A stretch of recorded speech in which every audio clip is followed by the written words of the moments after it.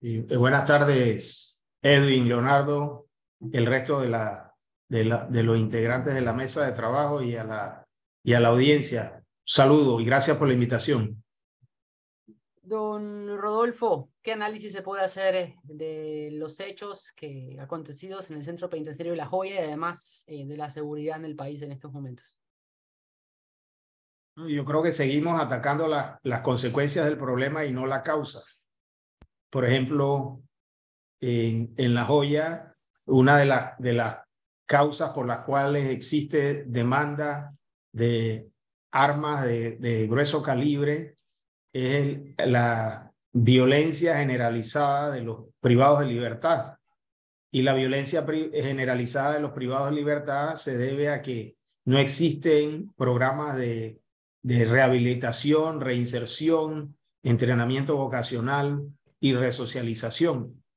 Eso quedó completamente abandonado. El otro eh, problema que vemos, o el otro ejemplo en el que vemos que se ataca la consecuencia del problema y no la causa, es en el día a día de la delincuencia en las calles.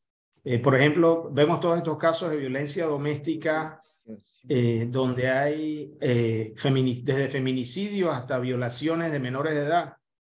En nuestros días nosotros contratamos un pequeño ejército de trabajadores sociales, psicólogos, expertos en adicciones que intervenían en los barrios, básicamente los hogares de los jóvenes pandilleros, pero indirectamente produjimos un efecto que fue el de tratar los casos de violencia doméstica de manera temprana, y el efecto fue que disminuyeron los feminicidios de 40 anuales en la época Martinelli a cerca de 16 en la época en que yo terminé mi gestión.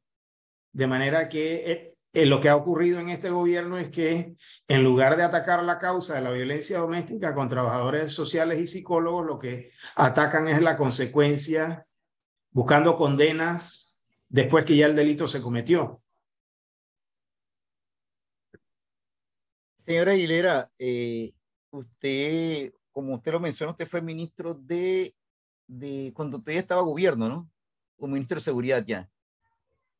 No, y yo en el gobierno de Mireya Moscoso fui viceministro de Gobierno y Justicia, y luego de la escisión del ministerio en dos, en el gobierno de Varela fui ministro de Seguridad. O sea que me tocó trabajar en ambas instituciones. Sí, le pregunto porque recuerdo claramente que para el año noviembre de 2014, si la memoria no me falla, usted tuvo que enfrentar una de las crisis más severas que vivió el sistema penitenciario en Colón. Fueron varios días de enfrentamiento hasta que finalmente se controló. ¿Cuál fue la experiencia sacada de esa situación para tratar de comprender, porque si hay un sistema, hay un elemento delictivo fuerte y peligroso del colonense, vamos a decirlo? ¿Qué experiencia tiene Rodolfo Aguilera en el tema de tratar de entender el sistema penitenciario internamente o el sistema carcelario, como se le conoce?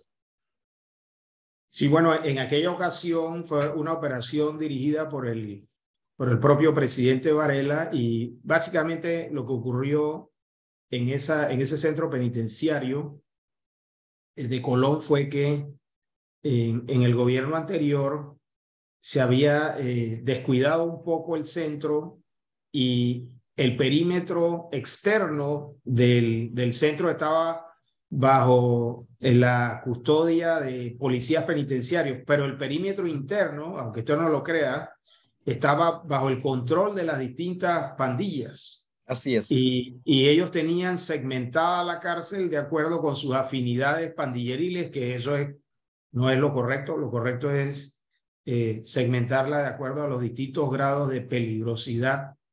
De manera pues que se podría decir que había un sitio a lo interno. Estaba sitiada la cárcel a lo interno. Nosotros entramos con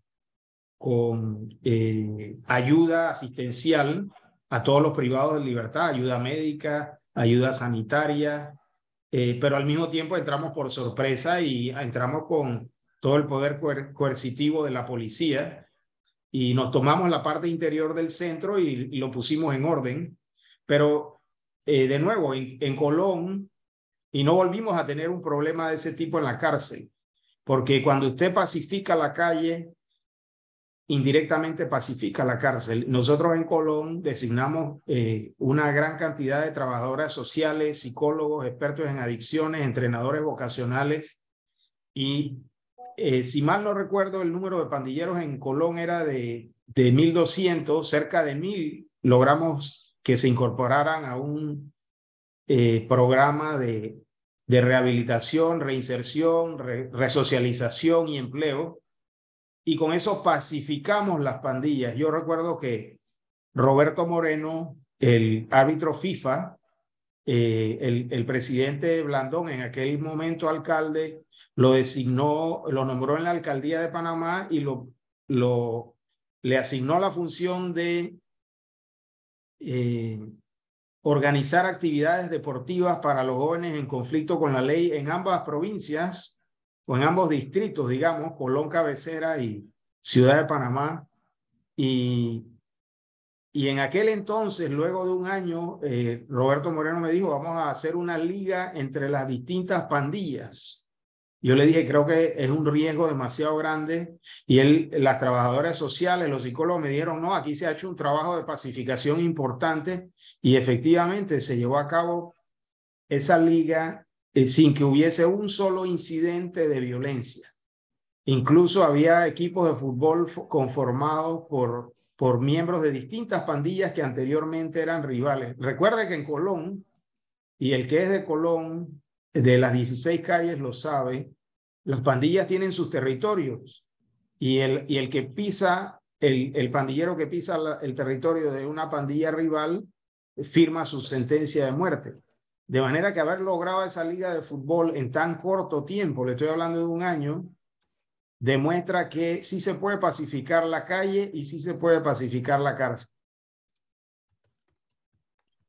Ahora, la pregunta que se impone es si ese proyecto ejecutado, Rodolfo, generó tal logro, ¿qué pasó después? Bueno, mira, yo como abogado te hablo con pruebas. Una periodista de apellido Lazo del Panamá América llevó a cabo un trabajo de periodismo investigativo en aquella época, y ella llegó a la conclusión de que el 25% de los jóvenes en ese programa fueron resocializados exitosamente. Estoy usando los términos que ella utilizó en su reportaje investigativo. 25% pareciese muy poco, pero si cada 2 años tú le quitas al crimen el 25% de sus soldados, me parece que es una victoria. Eso por un lado. Y por el otro lado, por ejemplo, los homicidios y los feminicidios se redujeron a la mitad en todo el país, de 783 homicidios anuales, que fue el promedio de la era Martinelli, a 397, que fue la cifra en la cual yo lo dejé cuando me fui del ministerio.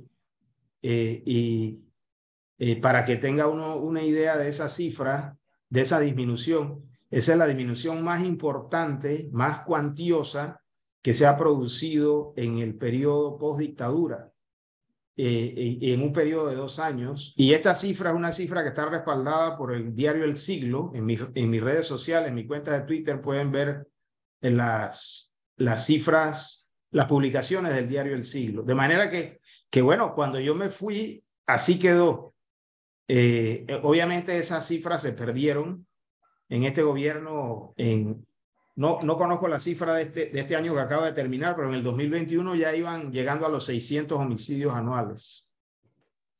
Yo recuerdo las entrevistas que usted daba en aquel momento, hablando un poco de los proyectos y de la situación actual, y usted mencionaba siempre que el iluminar las calles de la ciudad o del país ayudaba a reducir la delincuencia en las calles. ¿Eso lo mantiene o es una idea que se modificó con el tiempo?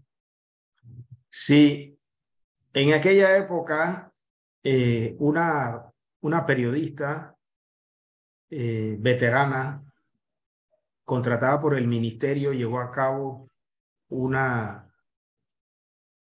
trabajo de neuromarketing. El neuromarketing, no soy experto, pero más o menos consiste en hacerle una especie de psicoanálisis a un grupo de consumidores para ver no lo que ellos creen que quieren, sino lo que realmente su subconsciente dice que quieren. Y el resultado fue que el panameño se sentía inseguro porque sus comunidades estaban en plena oscuridad. Muchas comunidades no tenían las luminarias. Entonces, esta periodista que nos hizo ese trabajo de mercadeo, hizo los contactos y logró confirmar que la ley obliga a Electra y a Edemet a instalar cierto número de luminarias al año, y ese costo se le pasa en la factura a todos los consumidores, y que ellos básicamente instalaban las luminarias de acuerdo con las instrucciones que le daban las autoridades, como por ejemplo la Autoridad de los Servicios Públicos, o de acuerdo con un plan que ellos mismos trazaban. Entonces, lo que hizo la periodista fue que articuló entre el ministerio y las empresas de distribución de energía eléctrica para que las luminarias se instalaran en sitios en donde la gente se sentía insegura precisamente por la situación de oscuridad y la falta de luminarias. Y ese fue el trabajo que hicimos. La periodista se llama Annette Clement. Ella fue la que nos hizo ese trabajo, que se descontinuó también, dicho sea de paso, no se siguió haciendo. Rodolfo, ayer Jorge Luis Sánchez, como es usual, trae a la mesa debates muy importantes para nuestros oyentes y que me llamó la atención porque él lo sometió ayer a discusión, y esta mañana un oyente en el noticiero de la mañana hizo referencia al comentario de Jorge Luis, que lo debatimos aquí ayer. Jorge Luis opina que mientras más cárceles se construyen en un país, incluyendo Panamá, es una demostración del fracaso del sistema. Rodolfo Aguilera, ¿qué opina de esa afirmación? Sí, yo estoy de acuerdo. Es más, lo acabo de decir hace un minuto. Estamos atacando la consecuencia y no la causa. Yo creo que en lugar de construir más cárceles, debemos construir mejores familias. El país registra más de 50,000 nacimientos de infantes fuera de la unión matrimonial y fuera de uniones libres. Rodolfo, la diferencia está en que tú puedes mandar a la cárcel a alguien que ha delinquido y el Estado es el que se encarga de eso, pero ¿cómo el Estado le dice a la gente que no tenga hijos a lo loco? Bueno, con trabajo social, si tú intervienes, mira, yo soy partidario de que, por ejemplo, debemos pasar una política pública consistente en que todos los casos de violencia doméstica tienen como medida cautelar o precautoria, tienen que ser sometida la pareja o el grupo familiar tiene que ser sometido a trabajo social y psicología, porque probablemente el 90 o el 80% de esos casos van a devenir en casos graves de violencia doméstica perfectamente prevenibles. Tú sabes que el delito más cometido en Panamá es la violencia doméstica después del delito contra el patrimonio económico. Entonces, de nuevo, hay que atacar la consecuencia. En lugar de hacer cárceles para meter a los maltratadores ahí, los violadores de hijas o de hijastras y los perpetradores de los feminicidios, en lugar de hacer cárceles, hay que atajar el problema desde temprano, sí, con trabajadoras sociales y psicólogos. Se entiende perfectamente bien, pero ¿qué haces con los delincuentes? Bueno, los delincuentes, obviamente que ya delinquieron y no puedes prevenir el delito, pero sí puedes prevenir la reincidencia. Entonces, con los delincuentes también hay que hacer ese trabajo que yo hice, por ejemplo, en Colón. Entrenamiento vocacional, oportunidades de empleo, tratamiento de las adicciones, intervención de la familia, del barrio, con trabajadores sociales, intervención del individuo, con psicólogos, con expertos en infractores de la ley. y cuando salen de la cárcel, disminuyes el recidivismo y al hacerlo, pues obviamente estás combatiendo el problema y en lugar de tener que construir más cárceles, si la cárcel que ya tienes hace el trabajo de resocialización, de repente la cárcel se te queda pequeña. Pero de nuevo, aquí hay un problema y es más armas, más fiscales, más cárceles, más atacar las consecuencias y no la causa. Y yo creo que eso es un error. Señora Aguilera, la verdad, yo no sé si el tema todavía se maneja como, ustedes lo sabrán, es el experto en, como término de resocialización. Pero real es que yo, bueno, se lo comentaba al profesor Cabrera y lo mantengo de hace mucho tiempo. Uno, primero, vi un estudio sobre criminalidad de América Latina hace como 2 semanas y me llamó la atención que Panamá no aparece. Panamá aparece, no aparece, aparece México, aparece Colombia, aparece Honduras, aparece Guatemala, aparece Nicaragua, tampoco aparece, Costa Rica tampoco aparece. Y me llamó la atención porque dije, vaya, creo que es una oportunidad que se tiene de lujo. Aparecían varias ciudades de México, obviamente, varias ciudades de Colombia. Aparecía Perú, aparecían otros países suramericanos. Primera oportunidad que creo que todavía estamos a tiempo de tener esa ola de criminalidad y de el enquistamiento del narcotráfico criollo que está pasando a ser narcotráfico internacional, producto de ser país de tránsito. Pero dicho eso, en Panamá realmente ha habido proceso de resocialización como tal, más allá de su administración, porque yo le decía a los compañeros ayer, a mí me llama la atención primero que cuando era muy joven, entrevisté ya a la desaparecida criminóloga que vivía aquí en Chile, chilena en Panamá, ahorita no recuerdo su nombre, que era profesora de la universidad. ¿Ah? Carmen Anthony.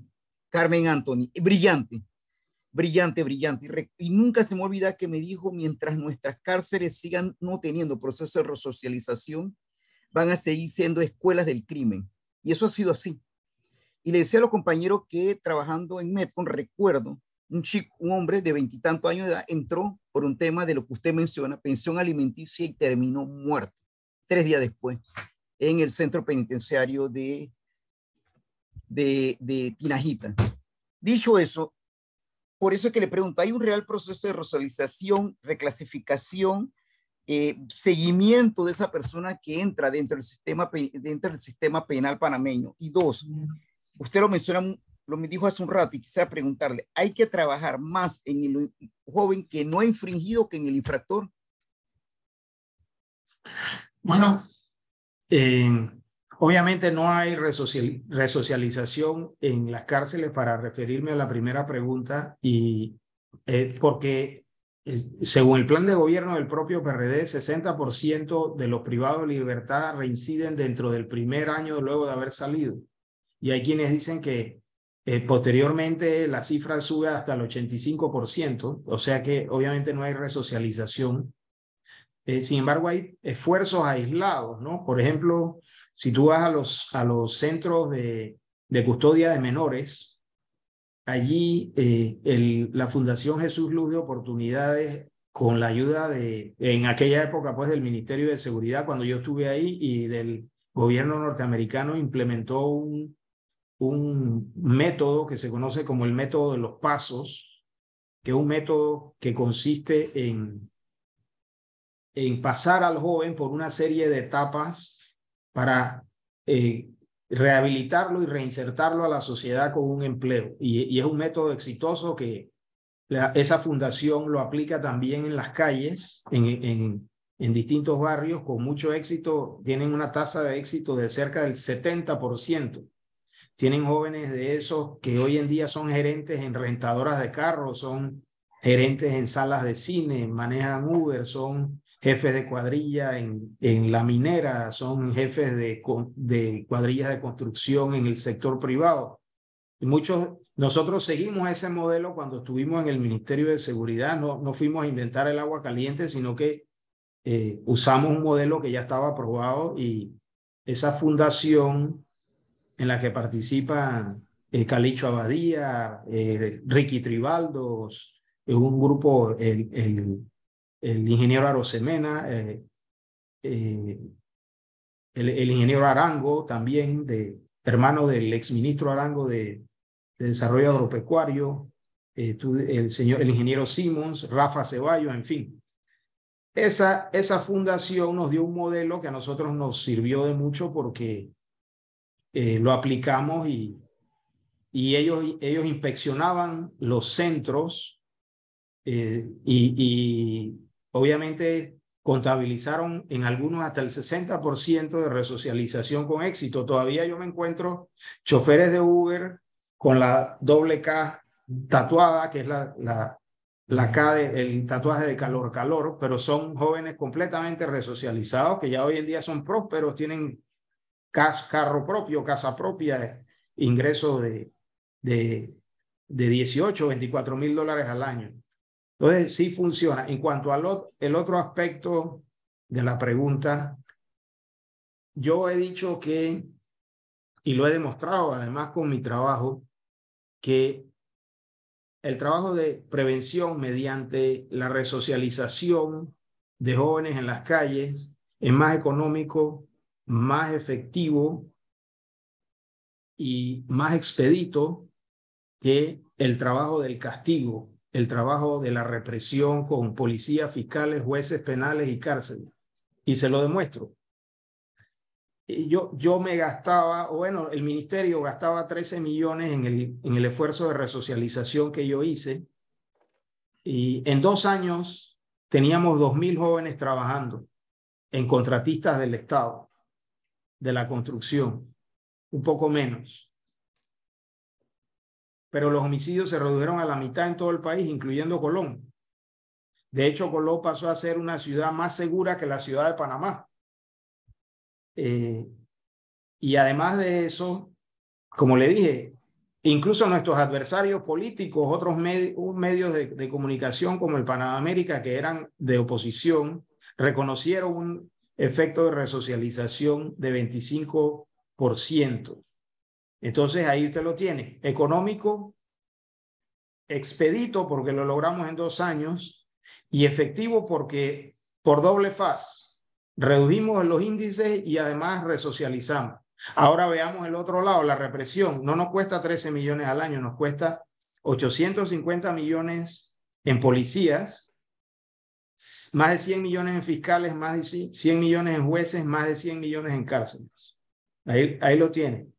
Suficiente como para hacer una línea del metro todos los años con lo que se gasta en seguridad y en represión. Y luego un proceso penal, desde que el policía detecta el delito hasta que el individuo es condenado, toma 5 o 6 años. Y súmele 2 o 3 más en las cárceles. Así que es un proceso más lento. Ahora, ¿qué tan efectivo es? Bueno, se calcula que el sistema de justicia logra solamente un 10% de las condenas, pero de esos condenados el 85% reinciden.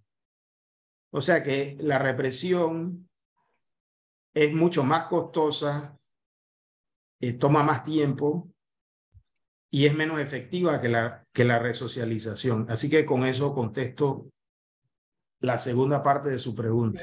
Pero la pregunta y la respuesta para mi gusto tienen un problema, Rodolfo. Es que te encuentras con una realidad que va más allá del deber ser. Y la realidad es que la delincuencia, la criminalidad aumenta y aumenta también con relación al aumento de población. Entonces sí, que todo suena bien, lógico e inteligente, pero ¿qué hace con la otra realidad que te estás encontrando? Bueno, yo creo que mi esfuerzo de prevención fue focalizado. Nosotros lo dirigimos única y exclusivamente a los pandilleros. En aquella época eran unos 4 o 5 mil en todo el país. Pero yo creo, o sea que hay que dividir ese esfuerzo en 4. Yo lo dividiría en 4. 1, los jóvenes en riesgo, que no son pandilleros. El de 10 años, que la madre es soltera, los tíos están presos por pandillerismo, el niño ya dejó de ir a la escuela porque no hay dinero. Ese joven en riesgo y a la madre hay que intervenirlo. Eso de trabajo nunca se ha hecho. Lo hace por ahí Oxfam y algunas entidades privadas, pero el Estado no lo hace. Y no es costoso hacerlo.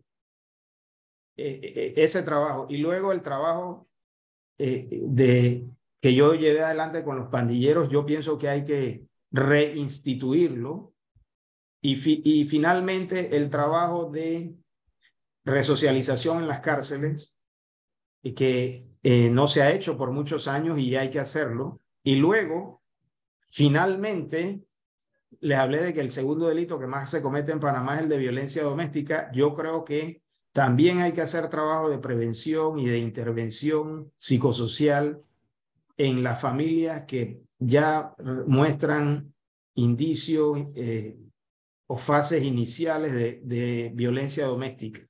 Si eso se hiciese de manera integral o de manera transversal, como se quiera ver, yo estoy seguro que tendríamos un país extremadamente seguro. Si el trabajo que yo llevé adelante con los pandilleros se hubiese mantenido, le garantizo que hoy en día tendríamos un país con un nivel de homicidios muy similar, y no tengo ninguna duda de lo que estoy diciendo, muy similar al de Argentina, Chile o Uruguay, que son los países más seguros del continente. Pero bueno, se abandonó la prédica del gobierno actual, fue mano dura, no negociamos con la gente mala, no nos sentamos con ellos a resolver los temas comunitarios o familiares o sociales, vamos a darles palo, y bueno, ahí está el país desangrándose. Y yo creo que muchos dicen, bueno, sí, que no estamos tan mal como El Salvador o como Honduras o como Guatemala. Mi respuesta es mal de muchos, consuelo de tontos. Yo creo que al final del día es cierto que Panamá es un poco más seguro, digamos, que la ciudad de Cali o la ciudad de Medellín, pero la inseguridad nos hace daño. Si ustedes revisan, digamos, los homicidios, por decir algo, en el año 2021, Panamá quedó muy por arriba de 10 homicidios por cada 100.000 habitantes, y el baremo que usan las multinacionales para determinar si invierten en Panamá o no es 10. La multinacional viene aquí y no pregunta si los que murieron fueron pandilleros o fueron gente buena, si fueron niños de 3 años o la hija que murió a manos del padrastro. Ellos simplemente ven fríamente cuántos homicidios por cada 100.000 habitantes. Si son más de 10, no invierten y se van a otro país. ¿Cuántos hay en este momento? Yo recuerdo, la cifra actual no la conozco, pero digamos, estamos hablando de que en el mes de enero fueron 44 homicidios. Si tú extrapolas eso a 12 meses, estamos hablando de cerca de 600 homicidios anuales. En un país de 4,5 millones de habitantes, eso es más o menos 13 homicidios por cada 100.000 habitantes. En ese rumbo va este año. Y el 2021, que es la cifra que más recientemente tengo, también anduvo por 600. No nos sirve. Mira, Dell, Boeing y Amazon han montado unidades de negocio o expandido unidades de negocio ya existentes en Costa Rica, generando 3,000 a 4,000 empleos, dándole la espalda a una Panamá bañada en sangre. Rodolfo, usted me contestó en parte una pregunta que le tenía en el camino, porque si bien países como El Salvador, Guatemala y Honduras definitivamente tienen unos indicadores de violencia altos, allí se ha puesto en práctica mucho lo que usted mencionaba de trabajar con las madres, el proyecto de madres para tratar de sacar a los jóvenes del círculo de la violencia o del tema de infracción, que ha dado buenos resultados, por un lado.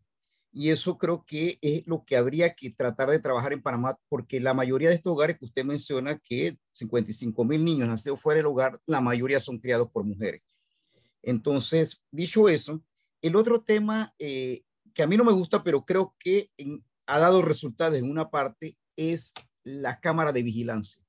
Deberían aumentar el país, las cámaras de vigilancia, la empresa privada formar parte de esto para tratar de disminuir el crimen organizado, por lo menos prevenir que el delincuente al cometer el delito primero, no lo cometa, pero segundo, si lo comete, saber que va a ser aprendido.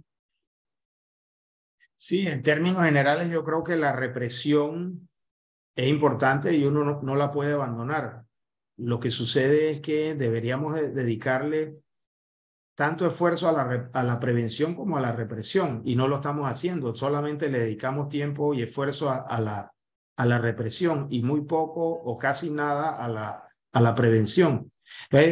Las cámaras de videovigilancia fue un tema que yo estudié y cuando estuve en el ministerio, y traté de hacerlo, pero esa locura de los aumentos cada 4 años de la policía se devora todo el presupuesto del ministerio y no es fácil, pero uno de los elementos importantes de la cámara de videovigilancia, yo tuve oportunidad de ir a verlas en Nueva York, y en Londres y en Ciudad de México, es que es necesario generalizar, es decir, no puede uno dejar áreas de la ciudad sin las cámaras, porque entonces se produce lo que se conoce en México como el efecto cucaracha. Los delincuentes entonces se concentran en los sitios donde no hay cámaras de videovigilancia. Esa es una.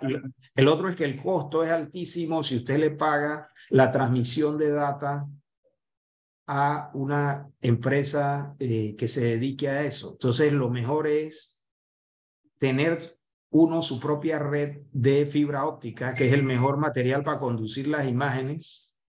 Y ya Panamá lo tiene. ETESA tiene fibra óptica en buena parte del país, de manera que esa parte está parcialmente solucionada. Y luego hay un tema de la última milla, es decir, para llegar a los barrios más difíciles, generalmente esos barrios cuesta poner fibra óptica. Entonces esa última milla se puede resolver con señal de celular o con algún otro medio de transmisión. Pero sí, son muy útiles y está demostrado que las cámaras de videovigilancia reducen el crimen. Y parece mentira, pero en Nueva York ha reducido el crimen más el letrero que anuncia que hay una cámara de vigilancia que la misma cámara, porque si la cámara está oculta, no produce el efecto disuasivo. Eso me tocó verlo en Nueva York, que al principio no tenían los letreros anunciando las cámaras y los delincuentes no veían las cámaras, entonces no había el efecto disuasivo. Entonces el letrero es importante y claro, hay software que permite, digamos, con inteligencia artificial, detectar actitudes irregulares, porque usted no puede tener un policía vigilando cada cámara. Entonces tiene que tener algún tipo de inteligencia artificial que vaya segmentando. También se le pone el software de reconocimiento facial y se alimenta con los rostros de las personas que tienen órdenes de captura, con delincuentes que se han fugado de la cárcel. Y obviamente las cámaras hacen un excelente trabajo. Yo también creo en los brazaletes de GPS. Intenté también, pero llegamos a la fase de licitación, pero no teníamos los fondos. Pero los brazaletes de GPS son muy importantes porque ayudan en el proceso de resocialización de los privados de libertad, y también porque previenen la violencia doméstica. El brazalete se programa de manera que los cónyuges se mantengan a cierta distancia, y si el cónyuge victimario se acerca, el brazalete inmediatamente genera una alerta. Y pues toda esa tecnología es muy buena para la represión y para la prevención, pero se requiere presupuesto y voluntad. Don Rodolfo Aguilera, gracias por habernos acompañado en esta tarde. Ojalá podamos volver a repetir esta entrevista. Muy interesante, la óptica sobre la base de la experiencia, ¿no? Sí. Vale. No, bueno, muchas gracias a ustedes. Y la verdad, Edwin y Leonardo, les agradezco la invitación, porque cuando me tocó ser funcionario público, mi gestión fue muy atacada. Yo diría que una de las gestiones del Ministerio de Seguridad más atacada y con la mayor cantidad de desinformación ha sido la mía. Y bueno, yo me he dado la tarea de salir a defender mis resultados con pruebas, como lo he hecho hoy, así que les agradezco la oportunidad. Oiga, ¿y ese ataque era por cálculo o era así No, alegre? yo digo que a mí me citaba la asamblea cada quincena, prácticamente, y era una cosa y casi que irracional. Pero bueno, yo entiendo que eso es parte de la política y a la oposición le tocaba convencer al pueblo de que mi gestión no había funcionado y a mí me tocaba salir a defender mi gestión. Y bueno, y aún la estoy defendiendo. Así que, pero el tiempo me ha dado la razón y los números no mienten. Ahí están los números, que si usted me encuentra una gestión ministerial que haya, y que no la logré yo solo, obviamente, sino con la ayuda de todos los funcionarios del ministerio, pero lograr reducir los homicidios en este país a la mitad en 2 años, en el periodo postdictadura nunca he visto que eso se haya logrado, salvo en nuestra gestión. Así que ahí están las cifras que hablan por sí solas. De nuevo, muchas gracias y a la orden siempre.